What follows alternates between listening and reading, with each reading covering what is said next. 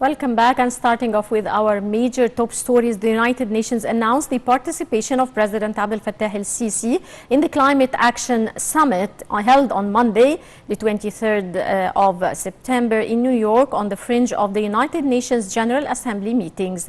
During the summit, the President reviews the vision of Egypt, Africa and developing nations vis-à-vis climate change, which poses great threat to the whole world.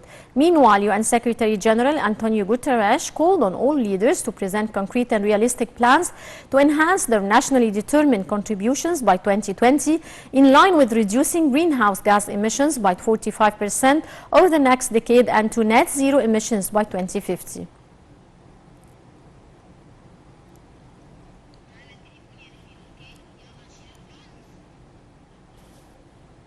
Welcome back, and to shed more light on the President's speech before the Climate Action Summit, we're joined over the phone by Dr. Baha El-Koussi, former director at the UN Information Center. Good afternoon, sir. Yes, good afternoon, Naveen. How are you? How are you, sir? Sir, President Abdel Fattah el-Sisi addresses the UN Climate Action Summit. What's the significance of the President's participation and his address to the climate change session in specific? Okay, the climate change summit in specific. The climate change, UN has made the fight against climate change and the climate crisis in general one of its top priorities, and therefore convening this climate action summit today in New York on the sidelines of the General Assembly. This summit is designed to hold countries to the international commitments they made to cut global warming as part of the 2015 Paris Agreement on climate change. So this is not a summit for just governments, but also for the private sector, for civil society, for municipal and provincial authorities and other international organizations, with the hope that they can all put their heads together and develop ambitious solutions in the key areas. Mm-hmm. Right. Well, sir, how do you view the vision of Egypt and Africa towards the environmental and economic influences of climate change through the President's speech? As I said, the President's speech will, I'm sure, I don't have the text, but it will definitely tackle some of the major areas in this sphere, which is the global transition to renewable energy, which Egypt and African countries have already started, also promoting infrastructures and cities that are self-sustainable and resilient. They will prioritize sustainable agriculture as well, proper management of forests and oceans, the sea. UN plans to, the United Nations plans to also call for resilience and adaptation to climate impacts. And I'm sure Egypt is a pioneer and will lead the African nations in this regard. The world leaders were urged by the United Nations chief or leader, Guterres, to go to this summit with concrete plans rather than great speeches and just talking. And with the serious pledges to move seriously their economies away from fossil fuels and towards clean, renewable energy sources in order to dramatically reduce emissions, which is the main objective or goal of climate action. Mm-hmm. Right. Well, sir, Egypt is one of the 50 founding members of the United Nations. How do you evaluate the long tradition of engagement and cooperation between Egypt and the United Nations since its creation in 1945? This is, Egypt, you are right, is one of the founding members. Today holds meetings with many leaders around the world, and this will, in this 74 session, just a second, Taline. Hello? Yes, sir. Go ahead, sir. Hello? Sir, we can hear you. Go ahead, please. Okay, I'm sorry.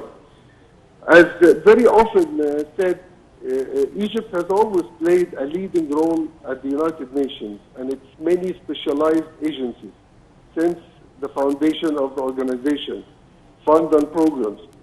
Member states are always keen to listen to Egypt's views on all relevant issues and topics, and to its ideas for solving many of the problems and issues of concern to the Middle East and beyond, so to other regions like Africa and the Islamic world, the non-alignment movement. And this was reflected clearly on numerous occasions when Egypt was the favorite choice for the international community to represent its region in a wide range of multilateral bodies and structures. So since the United Nations inception or foundation nearly three-quarters of a century ago, Egyptian diplomacy has been recognized as one of the world's most distinguished and thus diplomacy. That was routinely tapped by member states to help and actively participate in instrumental multilateral mechanism and arrangements within the UN system. Right. Dr. Kosi, President Abdel Fattah el-Sisi is holding bilateral meetings on the sidelines of the UN General Assembly in New York. How do you see the significance of those meetings? The significance of these meetings, first of all, this is an opportunity for all leaders to hold talks and discussions with their peers from other countries and other nations around the world. So it is an exceptional opportunity for them to explain their country's positions on major issues of concern to their national and regional interests, as well as to the overall good of mankind. So leaders like President el-Sisi are not there just to talk about problems and challenges. They are there also to suggest and present meaningful solutions and remedies, solutions that would hopefully make positive change in people's lives. So it is also significant as it provides an opportunity for us from around the world to hold special multilateral and bilateral meetings. So I'm sure President el-Sisi will have many meetings with his peers. This year, for example, there will be 5 summit meetings held on the sidelines of the session, of this annual session of the General Assembly. One of them, as we mentioned, climate change, but we have also other talks and meetings on the SDG, on the Sustainable Development Goals, on financing for development, which is also a major issue, and on, for the first time, universal health coverage. And finally, on supporting small island developing states, which are the most vulnerable and fragile in the international system or community. Right. Well, sir, as you mentioned, the President's speech also will focus on international peace and combating terrorism and extremism. How would you assess the President's efforts in these domains? Well, we all know that international peace and security are facing serious challenges today, and our region is one of the world's hotbeds, if you will, of insecurity, and it poses grave threats to peace, international peace and security. Egypt has been a pioneer in making peace in the region and in mediating peace deals among warring parties and factions. So even in keeping the peace through the military contingents that the country has for long been contributing to UN peacekeeping missions and forces. So Egypt has been amply praised and commended for these roles. As for terrorism, Egypt has also been in the forefront of not only fighting terrorism on its own turf, but also in mobilizing international forces and in building up momentum against terrorism and terrorist groups. So at United Nations mechanisms designed to fight terrorism, Egypt has played an active role and has proposed some of the most useful measures and actions in this regard, including through its key contributions to the UN Counterterrorism Committee, and especially during the 2-year membership at the Security Council that ended just last year. Right. Well, Dr. Bahai Kosi, former director at UN Information Center, many thanks for your insights, sir. And your viewers, now we go to this short break and we'll be right back.